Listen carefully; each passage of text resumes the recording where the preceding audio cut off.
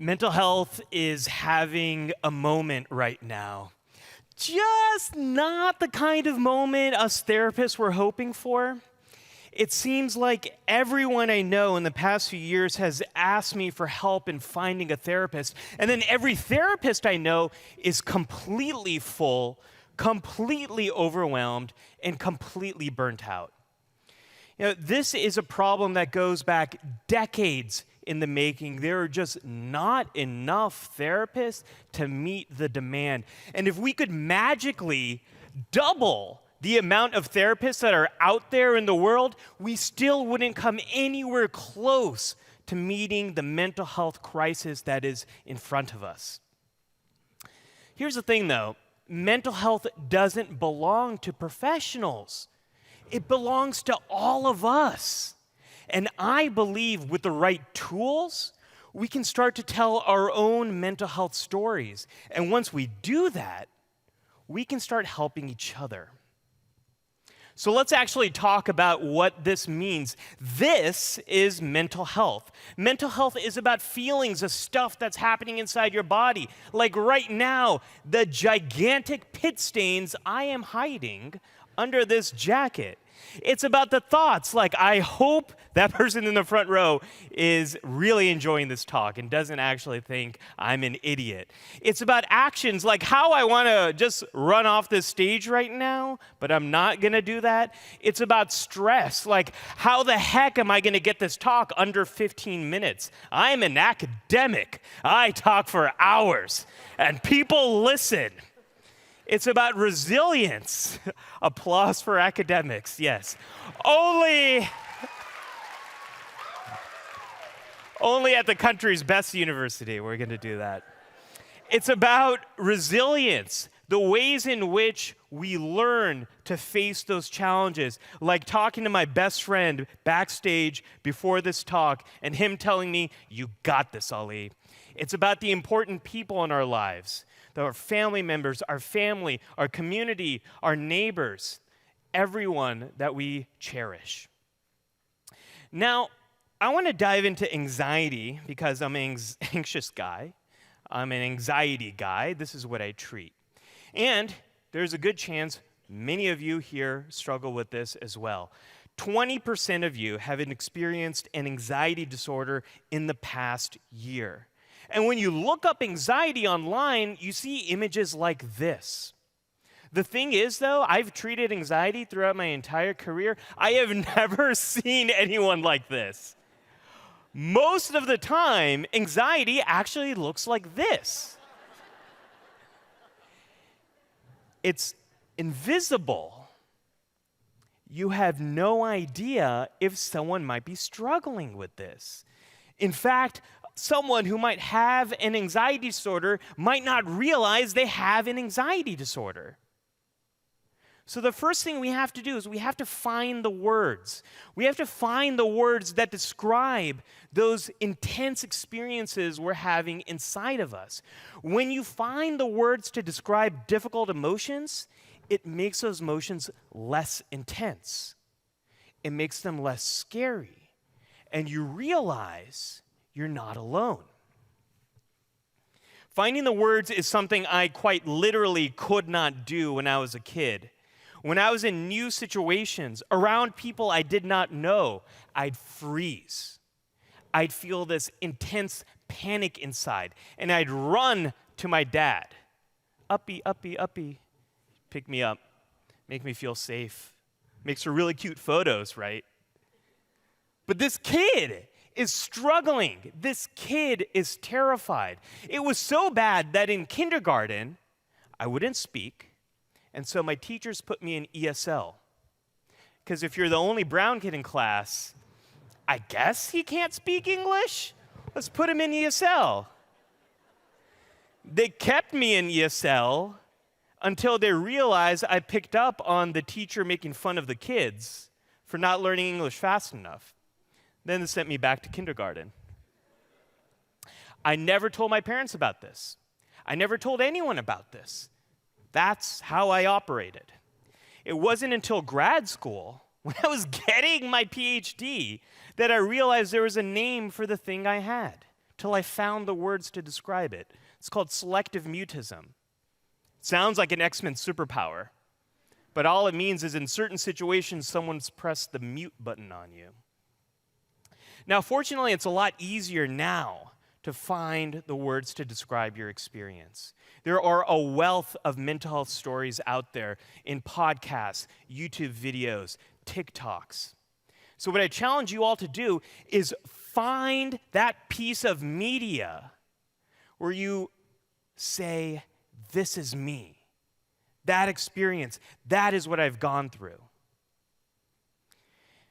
And then what we want to do is start to explore the impact. What has the impact been of experiencing this mental health thing that you have gone through? How has it changed you? How has it created new values? How has it fundamentally shifted your beliefs? When I look at this picture of me from middle school, my first reaction is, who the hell took this picture? It's so sad. There's no one in there. How did this person find this picture of me at school and no one else is on the playground? I hate this picture. And it also so perfectly captures how I felt in that moment. Alone, terrified, trying desperately to look cool with that hat backwards, which is totally not working for me. And at the same time, when I explore the impact, I became someone who became very sensitive to the experience of anxiety. I befriended those who also were anxious. I became a good listener. And it's probably because of these things that I went on to the mental health field. You can do this as simply by journaling for 20 minutes a day for 4 days in a row. That's enough time to start to explore the impact that a mental health experience has had on your life. But you need the conditions to be right. And what I mean by that is you have to be able to stay present in the situation you're in, stay present in your mind despite the thoughts you're having, and stay present in your body despite the emotional experiences you're having. To help you understand that, I need to tell you about the worst day of my life. This is the day I lost my brother to suicide. After he died, everything changed. I took down every photo I had of him. I would avoid talking about him. If I met new people, I would pretend to be an only child. One day, working at the hospital, shortly after my brother died, I had to see a patient who had a bipolar depression diagnosis, the same illness my brother died from. And I panicked. I froze. I felt like that little kindergarten kid. I couldn't go in the room. And I started avoiding seeing patients. So, of course, I took out a template of an email that I share with my patients when I help them get help from their professors, from their bosses, where I find the words to describe my emotional experience. I list the ways I've been impacted by it, and I ask for help. Just kidding. I didn't do that. I avoided. I somehow pretended like everything's going to be totally okay. And it wasn't. My supervisor figured it out, which is kind of obvious. Hey, Oli, you're not seeing patients anymore. What gives? We had to have a big intervention about it. I got in trouble. I was ashamed. I was embarrassed.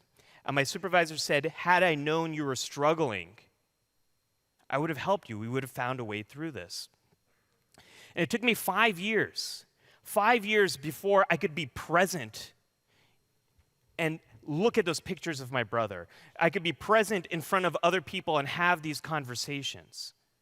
And I've had a lot of them with therapists, with friends, with family, with random strangers like you. And what I've learned helps me the most in these moments is to ground myself. Like quite literally, I focus on the feeling of the earth beneath me, of the ground supporting me, and it just helps me to be present and get through. You can do this too, using 5, 4, 3, 2, 1. Looking at 5 things in the environment when you start to feel overwhelmed. Touching 4 different textures to feel more grounded, listening to 3 different sounds, noticing 2 different smells, observing the taste in your mouth. Those 5 years were not just spent avoiding. Those were the 5 years where I was healing the wound of my brother's death. And what I've learned is this is very common when you've gone through complicated grief. I've learned that we tell stories about our scars, not our wounds. We tell stories about our scars, not our wounds. And it's almost impossible to know what is a wound and what is a scar until you try. Until you find one person you trust, you share one part of your story, and if you get overwhelmed, that's okay, you back off, and you try again another day. The person I've started sharing my stories with the most is my dad. And he has started to do the same. In fact, he started to share stories that he's never told me in his life. Like the story of my great-grandmother. Her husband died unexpectedly, tragically, when they were very young. They had 2 children, 1 newborn, 2 sons. And after her husband died, she no longer felt safe in the village where they lived. So one night, my great-grandmother took her 2 young sons, disguised herself as a man, and fled via horseback. For miles and miles and miles she went until she got to her family. My dad told me the story, and I was like, Abuji, you're telling me this now? After 35 years, you're telling me this story? This kid who felt so alone, so scared, could have really used this story. Because when I heard this story, I felt connected and strong. I also really love the Mulan vibes in this story. It's pretty cool. My dad said I was too tired from work when I came home. I just wanted to be with family. Talking about the past just wasn't something I did. I could relate to that, not wanting to talk about things, feeling frozen, feeling stuck. And what I've learned is that was a wound for my father. My great-grandmother's story represents resilience to me and courage, but to him, it represents loss and the trauma that became the partition of India. He needed that time to heal, and he was coping in the best way he could. You know, our mental health is not this individual thing. Our stories go back generations. And the experiences we're having today will continue to live long into the future. I thought my story was one of fear. And now I understand that my family story is one of courage. The courage to do the right thing, even when you're afraid of what might happen. And this is what I promise to do with my daughter. Continue telling our story in the way my father has shared with me. Because when we find the courage to be vulnerable with one another, we unlock that thing that can heal generations. When we're authentic with one another, we build the bridge that helps deepen our relationships with the people we love. And it is never too late to share that story. Thank you.